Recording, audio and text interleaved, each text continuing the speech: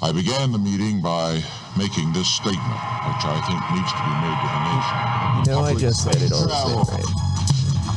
Public space travel. And so on and so on. I can't help but believe. I just edit this in. Oh. All right. But if it lets you, like, if it gets you in the, gets the juices going. Yeah, I'm in the mood. Like, that's fine. Okay, we'll just play it from there. That in the future, we'll see throughout the world an increasing trend toward the next logical step. All right, welcome to Public Space Travel. We are Public space travel.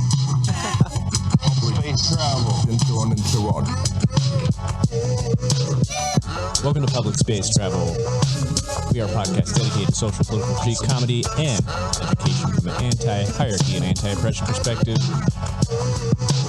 I am Lazarus Wolf, your subcommandante of the Super Soldier Antifa, and with us today is Marks and Luci. How?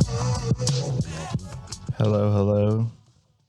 What's up? You can catch me out here at World's Edge, being blessed by the All-Father, hiding in the corner, popping off my shield cells, just mumbling to myself about how someone has been through here recently, and just letting my team kind of carry me through.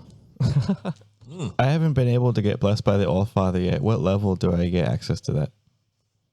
Level 1. Level 1? Level 1. Just gotta... I'm level 12. I've been grinding away. My girlfriend right now is actually, she's watching someone stream them playing that game. Wait, what is it called again? I lost the name already. Apex Legends. Yeah, Apex. Actually, I played it. I got stressed out. I died a lot. Yeah, I think that style, the whole battle royale type thing, it's very stress-inducing, especially early on. Like once, I feel like with this one, I've gotten more comfortable as like arcadey in a way. Yeah, it's just way more easy for me to get into. But I can see that. I got my flu shot. Whoa. Yeah, and now I have this really, really long hair growing off my arm that's like 1.5 inches long, but I don't know if the flu shot caused that, though I'd like to pretend so. You're going to have powers You're now. checking your arm too? You're like, oh shit. Oh no, yeah, I have some weird out of place arm hairs. You guys are going to get powers now. We'll just be able to grow our arm hair. It's just so you have one arm hair. Just one braid is what I'm going for. I need to get my flu shot.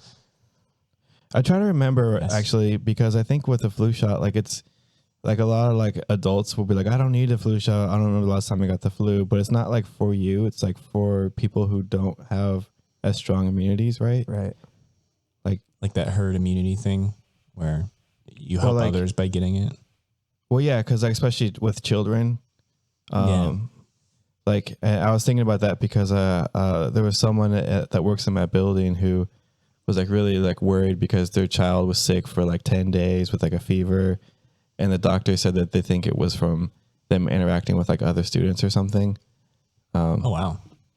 And like because like it started right when he started going to the school, so like it just made me think like I wonder if that's part of it. Like I wonder if it's like someone was just like, I don't need to get the flu shot, and then they inadvertently spread it and got like because some of the other kids were sick too, or it could just be like a regular sickness. But it's just like it reminded me of that because I feel like there's still a lot of people who don't understand like what the purpose of the flu shot is.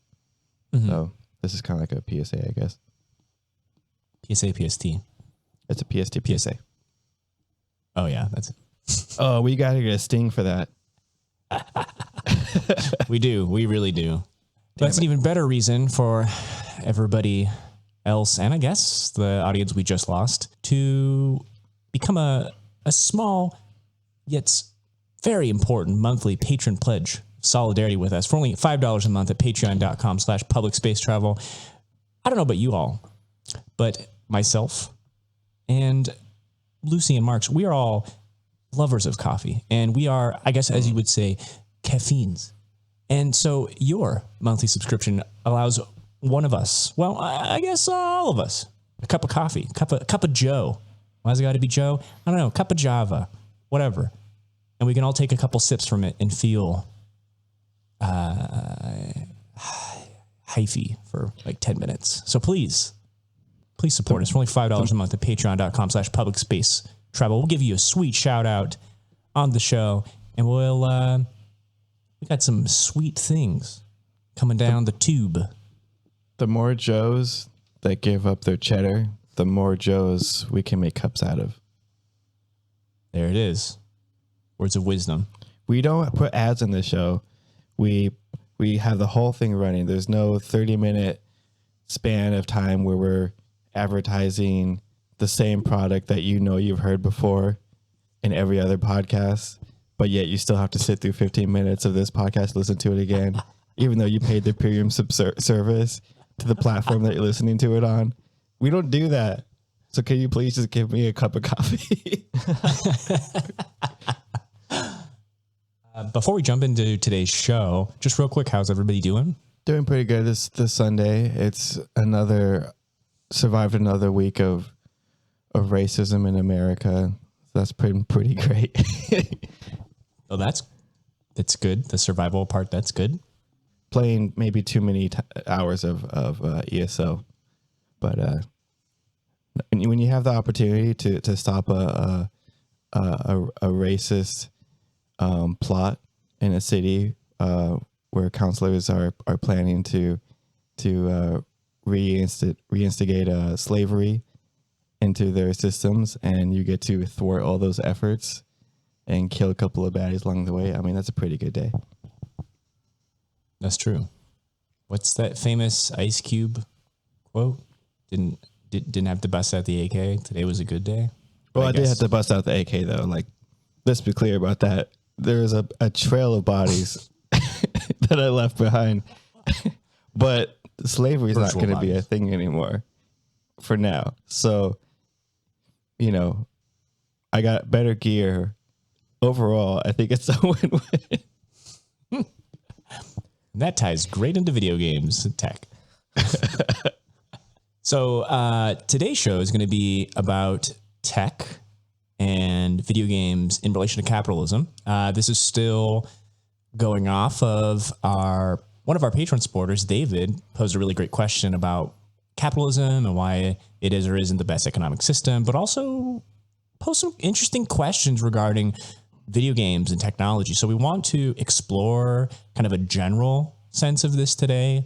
So kind of what we talked in the previous episode, technology is about maximizing efficiency and basically replacing labor to save your costs. There's also another dimension of technology under capitalism that we talked about this in the prior episode about capitalism in general, that technology is designed by the bourgeoisie with certain ends. It's not democratized, like Andrew Feenberg would say in Critical Theory of Technology, where we would control why and what machines do. But instead, technology also functions as a way of protecting what is most sacred and important under capitalism. This is profit. Technology is largely designed by those who hold power, again, the owning and bourgeois class. Thus, the state, which seeks to maintain a functioning order of continual profit and capital production, uses technology to ensure the status quo isn't, and I'm emphasizing here, is not disrupted. So it's just one of the many extensions of the state's monopoly on violence that it possesses, which, I mean, technology is a tool for dominating potential threats to the system. So you hear, I'm sure all of us out here, we've heard about the surveillance state and what that means.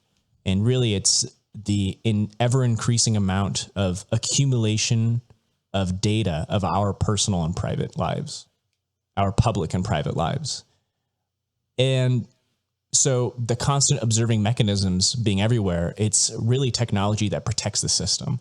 And one example that we wanted to kind of bring in here is a pretty recent one. This one in particular is about GitHub and ICE. Luci, do you want to, or yeah, anybody, I guess, but want to talk a little bit more about what GitHub is?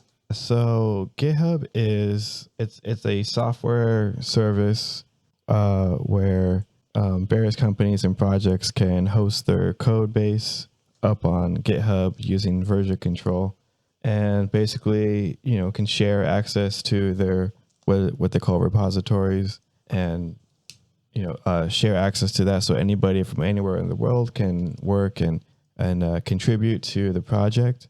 And GitHub is as the most popular service that offers that for just all sorts of companies. So that's what GitHub is, and it's, I think, as of maybe 2 years ago, I want to say, it was acquired by Microsoft, which I think maybe only recently has started to show its face in that world.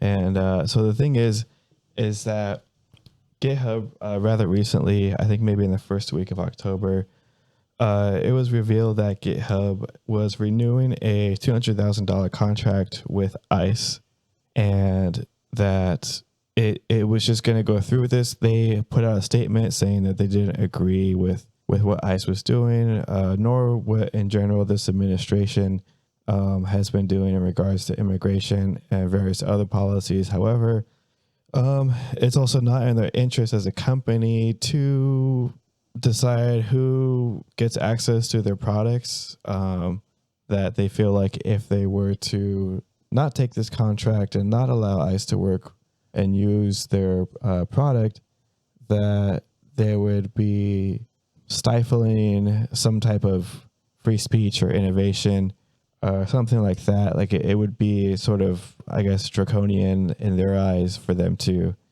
act in a way that would. The weird part is it would somehow be, what we get the gist of it is that it would somehow be against free speech for them to not allow people who basically squander free speech and, the hopes and dreams of so many people. Okay, I'm trying to think of all the right words to say, but it's basically someone saying, hey, well, the Gestapo pays good, so, how can I say no? Actually, that's a really brilliantly paraphrase. Yeah. And so a lot of the GitHub employees were like, yo, you can't renew that contract. That's really fucked up. And basically GitHub CEO, his name's Tim Friedman, I believe, was just like, yeah, we totally don't agree with what ICE does, separating families, locking them up in concentration camps, etc. But, we're going to make up for that by still taking their contract because, as you said, they're like, oh, bullshit reasons. And also at the same time, we're going to donate to immigration nonprofits, which is great, in the sense that donating to these nonprofits, they need that. Yeah, however, for every dollar they get, they'll donate $2.50. Yeah. I think the important thing here is this is double dipping. This is I'm going to take their money, but I'm also going to I'm going to give them the tools and resources. Who knows how they're going to use it? That's not on us. But we're going to take their money because they're paying us. But I'm also going to put dollar bills into these other groups and we'll be okay. We're cool, right? I want my cake and I want to eat it too. It's interesting because this CEO of GitHub, he put out a letter was released. I believe this might have been actually a confidential email that was someone within the company released, but there was a few points that... And GitHub did post the full thing after it was leaked in a blog post. Oh, awesome. Okay. I just wanted to talk. I wanted to show a couple of these points, read a couple of these points, and, well, let's just jump into this. Point number 3, this is what they wrote. As a matter of principle, we believe the appropriate way to advocate for our values in a democracy is to use our corporate voice and not to unplug technology services when government customers use them to do things to which we object. Lame. Does this fall within what is the example? We're just doing our jobs. Oh yeah, fuck yeah. That's Nazi guard. Just I'm just taking orders. But I think in this sense, it's more it's not 1-to-1 in that specific case, but no. Yeah, but it's even worse though, because they're not taking orders; they're taking money. They have a complete choice in and this. They're also admitting that ICE is using their shit for things that they object to, because I think earlier on in that release document, they're like, we don't know what they're doing. But at least in this one, it seems to be the case that, quote, and not to unplug technology services when government customers use them to do things to which we object. I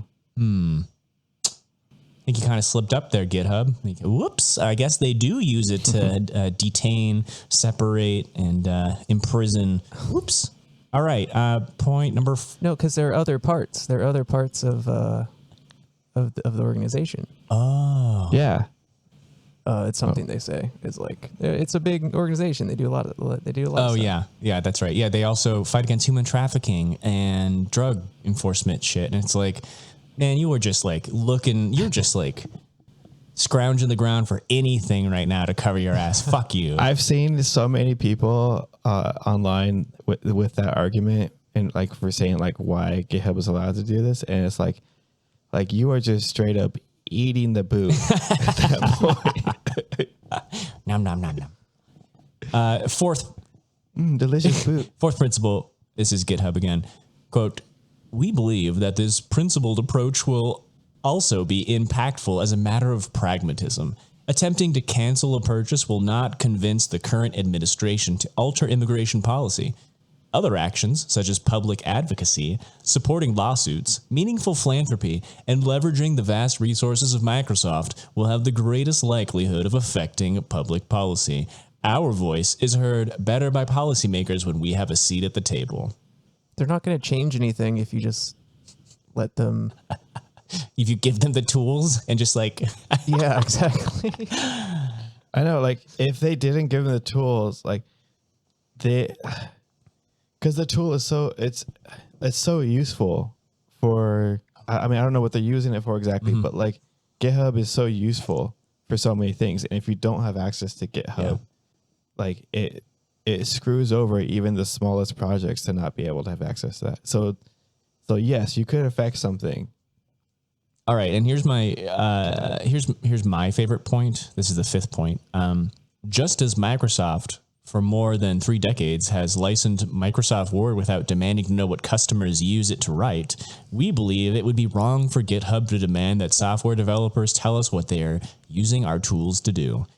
It's such a it's like no backbone at all. Like it goes, I mean, at the very most, like the very least, like it goes against the whole hacker ethic that everyone supposedly subscribes to in these fields. And it's clearly just about like business and like having money. And the same thing with the NBA and Hollywood and Blizzard. They're all just, we need more money for some reason. That's the other thing. For some reason, why do you need more money? Why do you? I'm pretty sure you're okay. I'm pretty sure all of your needs are met. Why do you need more? What are you gonna do with it? Yeah, I think. What is he gonna do with that money? And then he's gonna keep it, gonna hoard it, going to spend it on stuff you don't need, and meanwhile, all these other people are on the streets, suffering, struggling all the time, and not only that, but the people who are trying to just get into this country and just try to make a better life for themselves and everything are being treated in the most horrendous ways. And yet, like you can do one thing out of all of that. There's not a lot of us who actually can make as much of an impact as the CEO of GitHub can do by refusing their service, and he is refusing to do so. No, that's great points. I was thinking about how this is like, so during World War II, IBM was like doing business with Nazi Germany. According to, real fast. Sorry, I'm doing my job. Alleged by Edwin Black, who wrote a book. Yeah, I think that he updated it, and later it was very convincing, the evidence. Okay. But I will believe you. But yeah, supposedly, well, yeah, as you're suggesting, IBM. I'm just asking questions.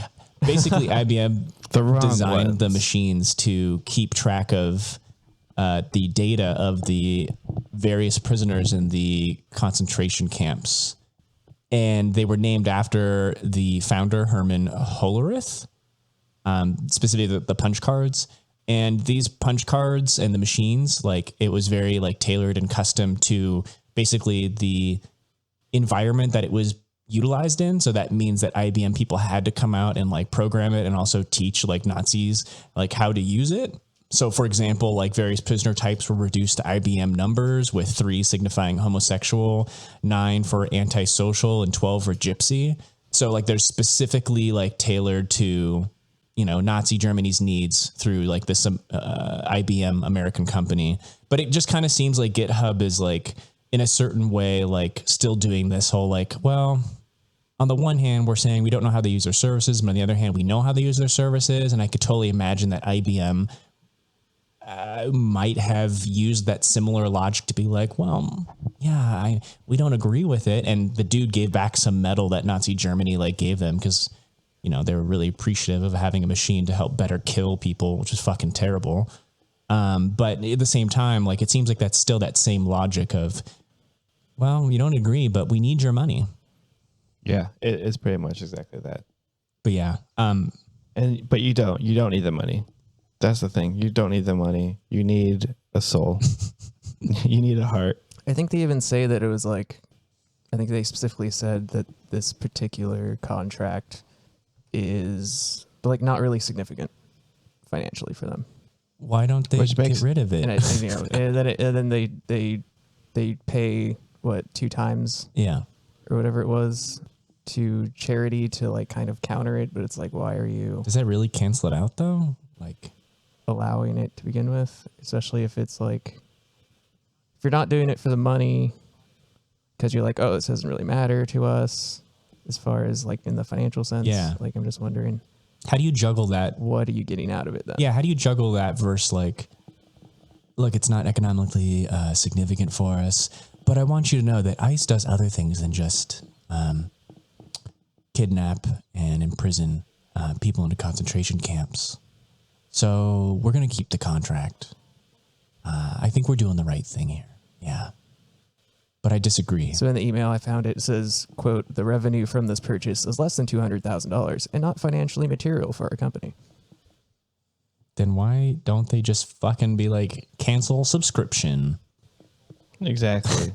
It's like, this might be like a whole nother subject for like a different topic, but the whole thing with tech companies having this like mission statement of trying to make the world better and using their hacker skills, as it were, to, you know, like change the system in one way or another. Like the idea of basically, you know, being like the Robin Hoods of our generation is just because, yeah, like it's just becoming like more and more like clear or obvious, maybe that they really just want money and they just want to find more clever ways and more efficient ways to make more money. And that's maybe that's always been the goal, or maybe it's just a matter of like when greed comes into play, that greed itself just has a way of just kind of turning people's, you know, ethics and morals into, you know, something else. Yeah, I think that power is a big problem. And when you get more power and privilege, like you want to hold on to those things for sure. And I think it's a terrible syndrome of, I would argue, like capitalism, but also I think it circumvents into many other intersectional things. But yeah, I think you're right. Because it's the same thing with like Blizzard too. Yeah. Like their whole thing with Hong Kong and, you know, and kind of like being, you know, subservient to their Tencent agency, whatever the Tencent, that Chinese corporation that has like 5% stake in their company, and that's enough for them to like. Well, I don't know if it's like, I mean, I don't know, but that like 4 point something, you know, 5% stake in the company. Like, I don't know if that's that big of an influence. I just feel like it's more of just like protecting the market that is China, because it's like a tenth of, or not a tenth, a seventh or so of like human population. It's like a big amount of people. And if they piss off, we're kind of, I guess, jumping ahead here, but like if they piss off the government of China, like they're very quick to just be like, no, you can't do business here. Yeah, I think that's actually good. Let's jump into the Blizzard stuff. So can we kind of update our listeners on, for those who may not be aware, like why are we talking about Blizzard and China? What's the relevance here? What's going on today? Well, I guess we should say Blizzard Activision. True. Yeah, Activision Blizzard, as they. Oh, was that? Oh, yeah. One of their games, Hearthstone. They suspended a pro Hearthstone player, Chinese player, because he on stream came on with goggles in a gas mask or like face mask. The importance of the gas mask and face mask is that it's illegal in China and Hong Kong to wear that because of the protests and protecting themselves from tear gas and all that. He said, "Liberate Hong Kong, revolution of our time," which is a phrase that has become a rallying cry for protesters. I'm looking at a Vice article, Vice.com article in their games section. Activision Blizzard suspends Hearthstone pro player for supporting Hong Kong protests, by Matthew Gold. So, he's showing solidarity. He's supporting the protesters, and we can get into the protests as well. That'd be good to have some background. Do you want me to give a little historical context? Yeah, should I just start with the sort of historical? So from my understanding, and I could be wrong, but from my understanding, the reason that Hong Kong is having protests is because they want to have a pro-democratic system, which runs counter to kind of the Chinese style of governing, which has been long dominated by the Communist Party. Now, a lot of this originates from a treaty that ended with China and Britain that was reminiscent of the colonial times of who gets to control Hong Kong. And so after, I think it was like 80 or 90 years or something like that, and this thing ended like 50. Was it 50? Okay, this thing like ended not that long ago. The agreement was in the late 80s, and then I believe it was 1997 when Britain handed Hong Kong back to China, or back. I guess I should say back to China. Right. 'Cause I don't really know all that stuff, but handed it over. Yeah. To China, but with the stipulation that it would basically remain as it was when it was under British rule, as far as economic system. So it's capitalist in a, like two systems, one country. Yeah. So Hong Kong and its like region would stay a democracy, as far as I think that's how I read it, and capitalist, which kind of goes, like you said, the whole like one country, two systems. It itself is a capitalist thing. China is I would argue, still capitalist, but maybe at the time it was quote unquote communist China or what have you. But that was supposed to stay that way for 50 years. So that would be, I guess it was 97 was when it flipped. I don't know if it was when the agreement was made or what, but so yeah, it's still supposed to be, at least according to the agreement, how it's supposed to stay the way it is. But I think China has been, definitely countering the protests with militarized sort of fervor. I think they have claimed also that's like, this is part of China. So this, your Hong Kong is under the government of Beijing. Like basically like Beijing is like, so like now you're going to play by our rules now, and you don't get to say anything about it. And that basically Hong Kong was like, we don't really want to, we don't agree. Like we as Hong Kong don't agree. Well, yeah, and it's interesting because, and we'll get into the Blizzard part in a second. It's just interesting because like what I looked up was like I just Wikipedia'd Hong Kong, and then I saw some supplementary stuff of like kind of the same things you see in other in the U.S. as far as like the effects of capitalism and the income inequality. There's like this, there's still the super rich business people, and then there's the people struggling. In Hong Kong. Yeah, on the bottom tier, if you will. Like the motivations behind it. Yeah, and you see, and we'll get into it. I think like we see a lot of the differing views even on the side of protesters. Like some are, carrying around British and American flags, kind of like almost like, hey, come save us. It's pretty complicated. It's like, yeah, because there's like definitely like an element, like I didn't get this at first when I first was like reading about it, but there's definitely like an element of like that capitalist mindset where it's like we as Hong Kong want to be able to continue thriving the way we've been thriving with our capitalist system.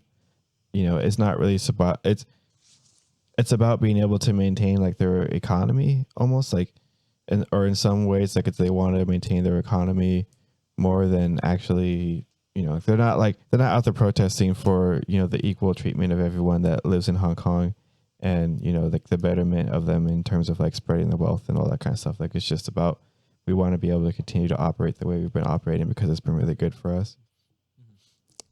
Yeah. For some of us. But also mixed in with this, like, this deal hasn't expired yet, so you can't, like, main China government shouldn't be exhibiting this kind of there's power. like the legal part of it.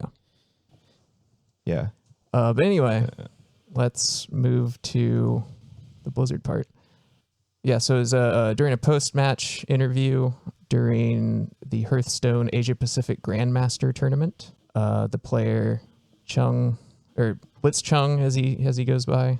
Yeah. So he came on with the mask and the goggles and the mask, and he said, "Liberate Hong Kong, revolution of our time." The casters, the announcer people at for the tournament were hiding. They like ducked behind their desk, like, oh shit, like this is gonna pop off. And I think they actually got fired too. I'm not sure. Yeah, there's all sorts. They got fired. Yeah. Well, there was initial judgment handed out, and then that got circumvented. But we could talk about the initial judgment. Yeah. So they got. So Activision Blizzard suspended Blitz Chung from competing in Hearthstone tournaments for a year, rescinded his $3,000 winnings from the tournament. Yeah, and they fired the two people who interviewed him. Like almost like instantly too, like just. And some of that's been walked back. I think it's only like 6 months now, and they gave him his money. 6 months back. suspension. He keeps his money. But that was only after like so many people freaked out about it. Yeah, they had a statement where they were like, so we reviewed everything and we realized that maybe we were a little bit too harsh on this guy, and so like we're gonna just give him like a 6 month suspension. He keeps his money. The other guys are suspended, but they're not fired. And, we're going to try to, not be so harsh in the future. No hard feelings, right, guys? Do you think this is reminiscent to like Kaepernick? Like doing political protest in NFL? Yeah, I mean, I think it runs like very similar in a player, it's someone involved in their business, not necessarily of their business, or in like who expresses political opinion on basically on their platform. Yeah, I mean it's like one of those things too, or it's kind of like like with GitHub, it's like it's their platform, so they own it, so they can make the choices that they want in terms of like who gets. I mean, it's like someone going into your house, like you get to decide who gets to stay in your house or not, but like it's or your neighbor's house if you accidentally your neighbor's house. But like with GitHub, it's their house and they can make the rules, and they decided to just bend over backwards because of like stupid reasons, because they're idiots and they're cowards. And with Blizzard, Activision Blizzard, they technically enforce the rules that were already laid out, which is like there's a clear like legal document that says, like that players cannot involve themselves in anything that would embroil the company in any way, or like I can't remember the exact wording, but like not make them look bad. I got you. I got you. Do you want me to? I have it right here. Okay. Engaging in any act that, in Blizzard's sole discretion, brings you into public disrepute, offends a portion or group of the public, or otherwise damages Blizzard's image, will result in removal from Grandmasters and reduction of the player's prize to $0 USD. In addition to other remedies that may be provided for under the handbook and Blizzard's website terms. The first line, what is it? The Blizzard's discretion. Engaging in any act that, in Blizzard's sole discretion, brings you into. Yeah. Like that part is specifically vague. And then they also said, while we stand by one's right to express individual thoughts and opinions, players and other participants that elect to participate in our esports competitions must abide by the official competition rules. God, this is just like such a fucking blatant example of, Blizzard is doing this because it's going to impact their profit. Kind of we talked about before, like the huge consumer population that they have in China. Like if public opinions in favor of Hong Kong, it threatens not only from, I guess, the population point, but also like governmental that could potentially hinder their profit income. And I think there's also a free speech like tied in thing here as well. Yeah, I mean, there's like so many like angles, because I remember seeing someone like saying like, imagine you're a company and you make video games that tell a story about people uprising against a dictatorship or free speech, and then you happen to be those same people that they're uprising against. And then like there's so many like Twitter fan art of Mei from Overwatch, because she's Chinese. Oh yeah. Like they took her and like made her into like a protester where she has the umbrella and has like the gear on and like the face mask and everything too. Oh, I heard that part of the reason of trying to get Mei like as an image of the protest is to potentially get Mei banned in China, and therefore maybe Overwatch like the whole game itself. Oh, that's interesting. That's some pretty good like praxis there. Yeah, that's some good trolling right there. It's so funny. The other thing too is because it's just like Blizzard reacted so swiftly and so harshly with the punishment for this, that like it was clear like almost like a knee-jerk reaction, like someone at the console going like, oh shit, our money, no, and then like pulls a lever and then take all the stuff away, but like not thinking outside the box as like, how is this gonna look when we do this? Which, I mean, not good. No. Like it didn't look good at all. And I wonder if maybe if they took like where they're at now with the 6-month suspension, but everyone's like still like, everyone's like allowed to keep their jobs and he still like keep their money. Like I wonder if they did that initially, if there would have been as much of a blowback. I don't know. Maybe this ties in, but like I'm really curious how, and this is like going to be a general claim, but like, or a general observation, I mean, but I think it seems to me that like gamers, especially like American gamers, they're kind of perceiving this Blizzard, China, Hong Kong, like dilemma to be one of free speech and not necessarily one about like capitalism and how Activision Blizzard is, doing this to retain profit. They don't want, the irony is that they don't want the public political backlash and economic backlash, but they're receiving that, right? Because gamers are like, whoa, that's fucked up. And they're doing those kind of things, right? And that's why they had to kind of rescind some of their stuff. But I'm really curious, like in my general observation, it seems like it is more of a free speech thing rather than like, oh, wow, they're just trying to go for like money I mean, if you look at the Institute of Technology and Economic Policy, they let out a report in 2018, and Activision and Blizzard had basically they paid like a negative $228 million in federal tax, which is effectively a negative 51% tax rate. And it's fucking bullshit. What? Yeah, let me repeat that again. Activision and Blizzard, federal tax-wise, they paid negative $228 million, which is equivalent to an effective tax rate of negative 51%.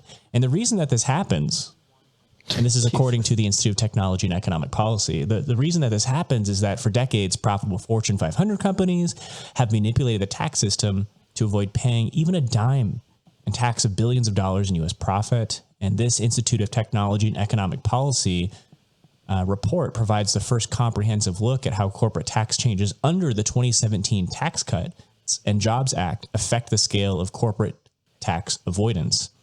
The report finds that in 2018, 60 of America's biggest corporations zeroed out their federal income taxes on $79 billion in U.S. pre-tax income, instead of paying $16.4 billion in taxes at the 21% statutory corporate tax rate. These companies enjoyed a net corporate tax rebate of $4.3 billion. Now, in particular to Activision Blizzard. Activision Blizzard reported $58 million of stock option tax breaks. They've also enjoyed $46 million via the R&E tax credit, which has been criticized for rewarding companies for quote-unquote research they would have done anyway, as well as rewarding research in areas such as fast food packaging and, in the case of Activision, video games. So I know that this is a free speech issue. I get that. But I think gamers are so close. And it would be interesting to see like that radical potential of like, frame this in capitalist like critique here. Like it's all about the money. And when that happens, these are the results that you get. This is the power that Activision Blizzard has. It's boring. So when's Diablo 4 coming out? I think it's definitely a step in the right direction in terms of like public consciousness and awareness though, because I did see a lot of people say like in response go like, you know what, I don't need a subscription to WoW or whatever the thing was. And so like I saw people like deleting their accounts, and then people will go and then for like, so, I posted a screenshot of me deleting my account, but someone said, you'll be back a week later. So here's a screenshot of me sending an email saying, please delete all my game data to Blizzard. And I think like stuff like that, like capitalism works both ways. It's like, if people do enough of that kind of stuff, then companies don't have as much freedom, or they don't feel as much freedom to just sort of do whatever they want. Because I mean, I know they're trying to get into the Chinese marketplace, but I think that if they were to make too many bad moves and lose the American marketplace in the process, that wouldn't be good for them.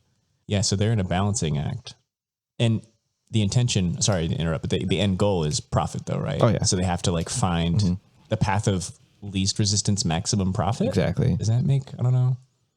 I remember seeing too on Instagram, there Mortal Kombat posted, and I saw it was an advertisement for a Mortal Kombat game. I forgot which game it was. It looked bad, but the logo, their avatar logo had like the Mortal Kombat logo, but it was at the rainbow flags. Hell yeah. And I saw so many people leaving comments that were like upset about this rainbow flag logo, and they were like, "Yo, leave politics out of gaming," and like, what does this have to do? Blah blah blah. And I went in there and I left a comment, and I was like, if you really care about this, like, please understand that it's about money, because at the end of the day, Mortal Kombat doesn't care about gay people. It cares about the fact that gay people have money and they want those gay people's money. That's what it's about. Yeah.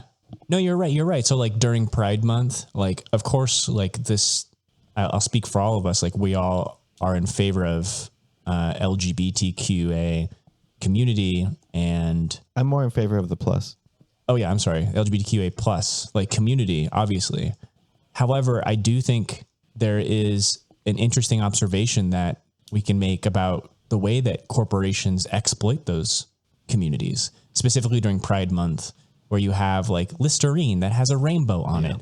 And then at the end of that month, it goes away. It's like, it's basically, and I think we could do a whole episode on this, like social justice commodification. Yeah.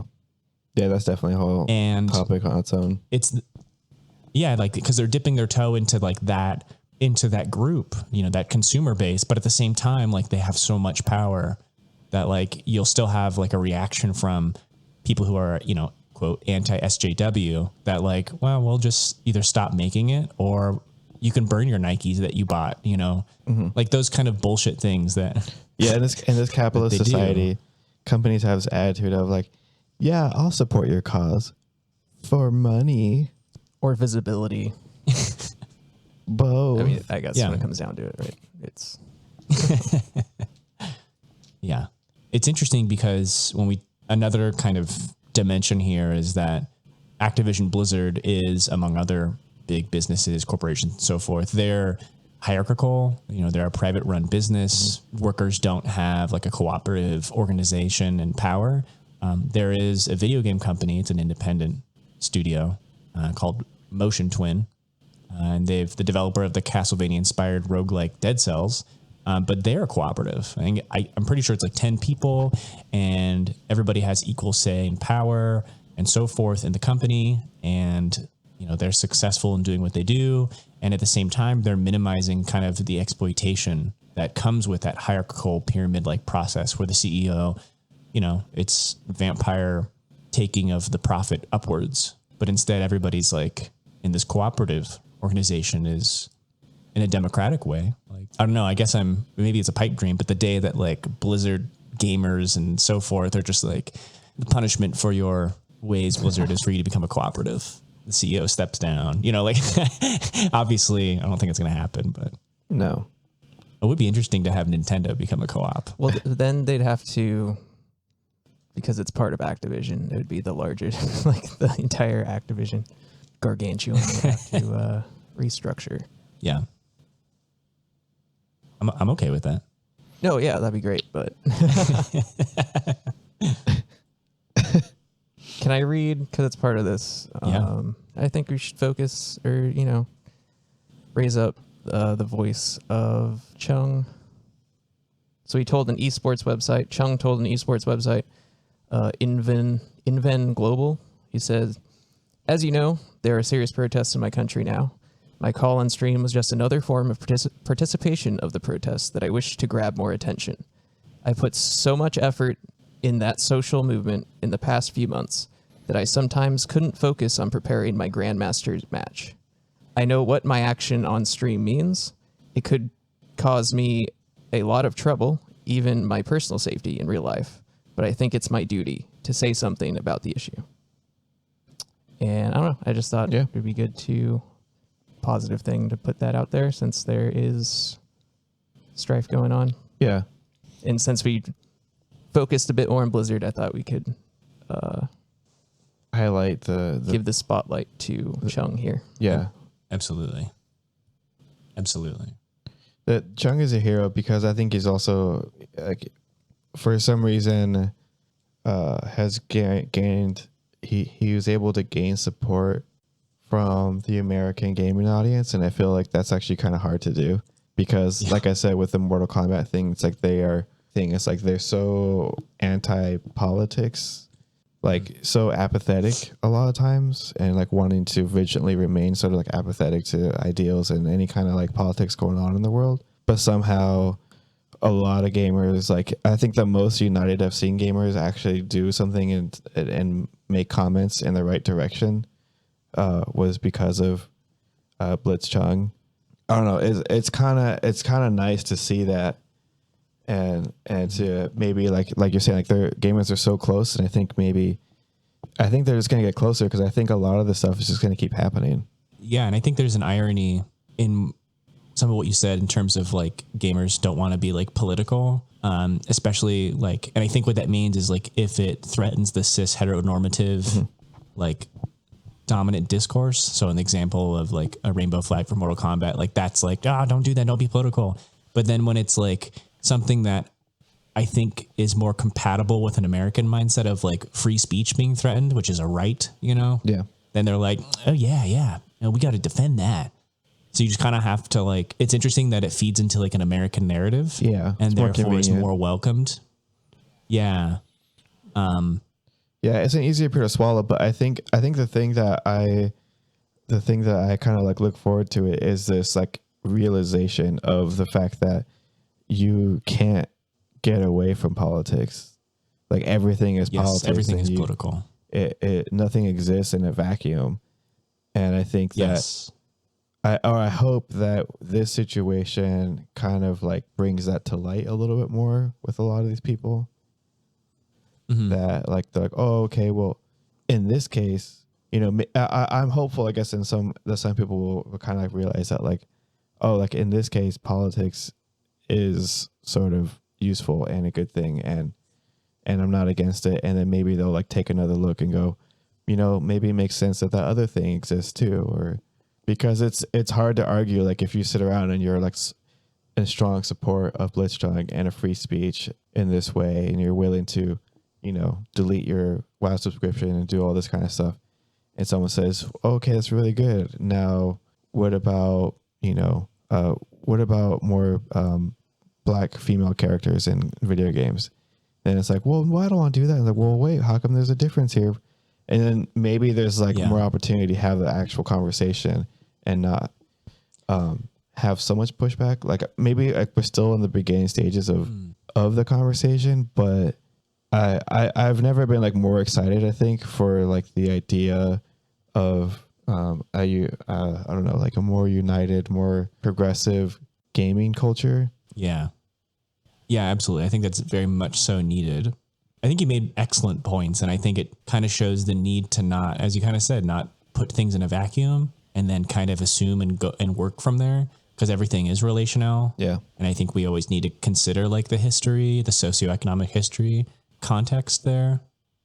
It's a starting point, because it's like, I think one of the things with like people not being able to realize maybe like the downfall of capitalism because they themselves have benefited so much because they are so privileged, is that like when it comes from a place of privilege, it's really hard to know that you're privileged because you're privileged in the fact that you don't have to choose to, like you can choose who's around you. Like you don't have to be confronted with the realities of the world if you don't want to, because you're in a privileged position.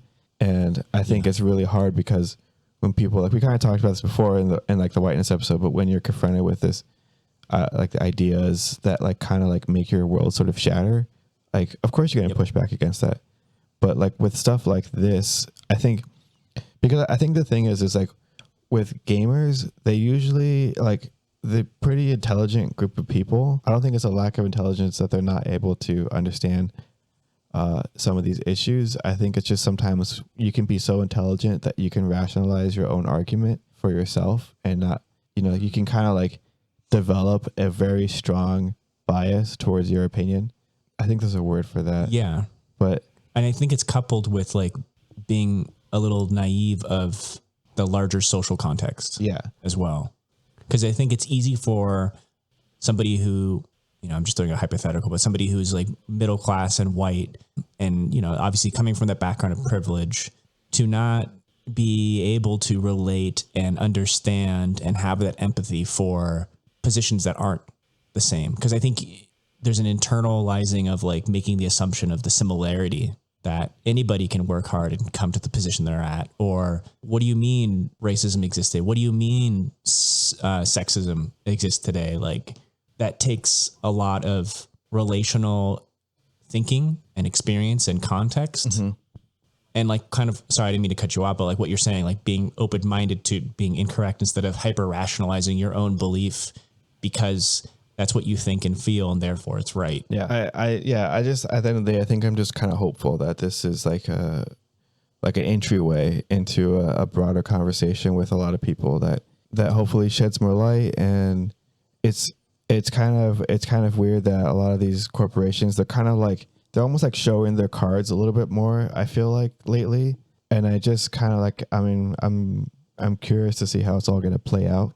hopefully with podcasts like this, people can kind of become more enlightened to all the nuances and the things and the ways at which we're kind of screwing ourselves over by supporting this. Yeah.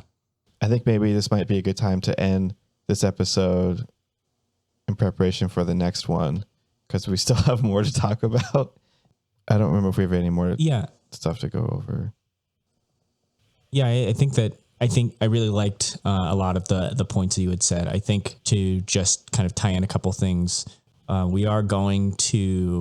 be doing a video of playing Civilization 6, but taking a decolonizing perspective and a critical perspective on the game itself, which, Luci, I think it ties back in with a more progressive video game audience. Hopefully that would be kind of a segue for an introduction for people who were like, what, decolonizing? What the hell?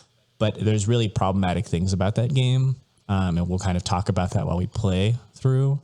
That'll be exciting. We'll also be just like a settlers only game where you're just like, what? Oh, this isn't mine. And we just kind of like, you just keep walking around like, this isn't my land. Can't do this. Then you do like kill unit and like you lost. Like, I win. We're also working on we're doing an actual play series of tabletop role playing, but we're going to role play just the audio. A virtual tabletop audio role So playing you'll have game. to trust us on the dice rolls as far as what the results are. Or not. I really wish there was more of a radical left progressive gamer community for Warhammer and Warhammer 40K. Man. Yeah, that'd be dope. We can definitely do an episode on that, though. Very problematic. Yeah, we need to just have, if you really want to siphon some of our personal interests into this, we need to have a 40K lore Critical episode discussion. or something with like, basically we just talk about how everything's terrible. Yes. Yeah. Except the game, because the game's fun. Now's not the time to get into it probably, but I have so much like social anxiety about going out and playing the game with people out here. And then also like Me too. spending the money to play the game when I play, it's so fun. Yeah. Yeah. You guys should play ESO with me. No one wants to play with me. I have the installer downloaded. MMOs are hard to like, because right now I'm basically playing two MMOs. I'm playing World of Warcraft Classic and ESO. Mm-hmm. And I feel like with ESO, it's like the questing experience is so much more immersive and satisfying. And it's not like, hunt and gather, go out into the woods and get like 6 porcupines to bring it back to me. Now go back out there and go cook something with it. Like, it's not like some bullshit like that. See, I don't understand. Yeah. Where's my Draenei? Like, I get it, I guess, in like a nostalgia sense, but like, I just don't understand the WoW Classic as far as like they redid all of that. Oh, and retail retail WoW? They redid that because it was so outdated and so like fetch questy. But now it's back and everyone's like, oh, I gotta play it. I like the fact that I like the fact that you are like tied into on a game mechanics level to have to socialize with other people and be dependent on other people. Like, and if someone, like, say, for example, like someone's like a complete dick on the server, like, I like the fact that there's like if enough people know that they're a dick, like no one will play with that person ever. And so like there's no like you don't get rewarded, like you get punished for being a dick. Like I kind of like that. And I like the organic, like the nature of like, okay, well, I really want to do this instance, but it's going to take me a while because I have to find people to do it. So I'm going to put in the general chat, hey, I'm looking for somebody to do this instance. And in the meantime, I'm going to travel to Ogrimric. It's going to take me like 15 minutes so I can turn in a couple of quests. And then by the time I'm done with all this, maybe people will be ready and I'll have a party together or whatever. Like it feels like very engaging on a social level for that reason. But what if I could just open the dungeon fight and hit looking for group? Yeah. I don't know what's I wish there was like an option for both. I think that's the thing. Like I I've been hearing a lot of stuff where it's like, I think like if you're the kind of person who likes the social dependency that was a core mechanic of vanilla WoW, then I could see why you would feel like you got left out when all the other updates came in, and it was just Dungeon Finder, and it was just a random person every time, and there's like no connection to be had. Other than maybe like a salty whisper sent your way or something. Yeah, exactly. Like the only time someone talks to you when they tell you fucked up. Right. Whereas like I generally have like really positive experience with people like on WoW, like people just like randomly giving me stuff, or like being like, you know, we're all stuck in this valley trying to do like 3 quests and we're like, fuck, this is taking forever. And then someone just shows up and goes like, hey, do you want to invite? And then like now we got a whole party. Now we're just barreling through all this stuff. And then we're talking about how we're drinking alcohol while we're playing this game. Like, it's just like this like random occurrence. Like it just feels like this whole thing. Whereas when I play ESO, it's like I'll see other players, but they just kind of just run through, chop somebody up, and just keep on going. And they don't say hi, they don't do anything. Like I've tried to communicate, and they don't. But that's kind of not the reason why I play it. Like I kind of like it for its solo play style. But I could it's just like I like both, and I wish I could have both at the same time. in Apex, there's the beginning of every match before character selection. You can just hit F and it mutes your squad, and it's fantastic. That's gotta be useful. Anyway, this has been Public Space Travels. Yeah, sign us out, Lucy. You can follow us on Twitter and Instagram at PublicSpaceTravel Pod. That's our Instagram, PST Pod. On Instagram and Twitter. You can find me on Twitter. I'm PST Luci. And our producer, Marks.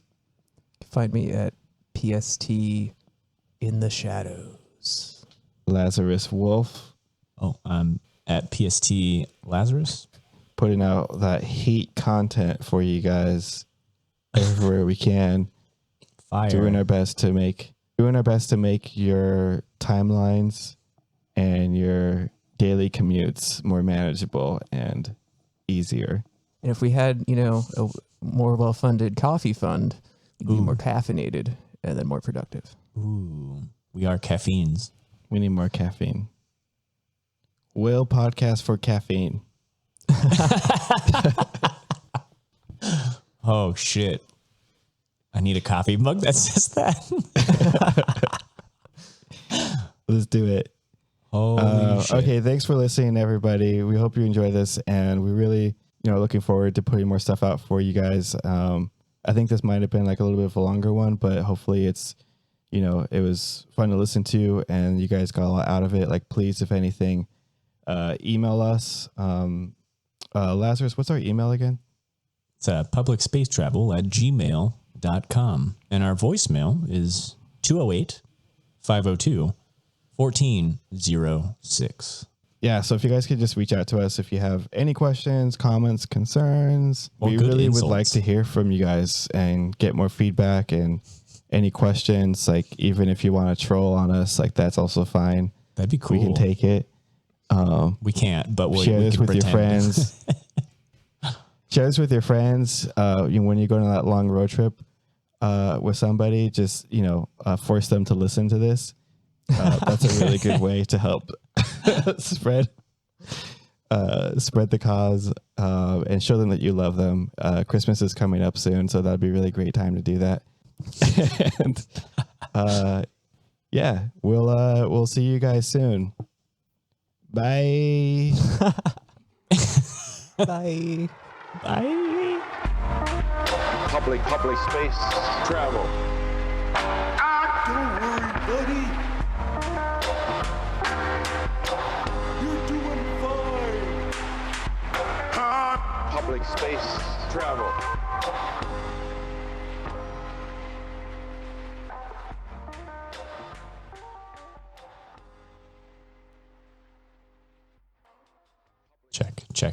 Check. Okay, I think everything's working on my end. I can hear you. All right. At the 25 seconds mark. No? Wait, What? Let's go 30. Sorry. 30? 30. 30, 30, 30. Here we go. Got him, coach. Everything is aligned. The Earth Mother provides. I'm not laughing because it's like, that's a silly thing to say. It's more like, that's fucking awesome. Hell yeah. Gotta align our chakras, get our spirit stones ready. As an Eldar, I mean a dark Eldar, I like taking spirit stones.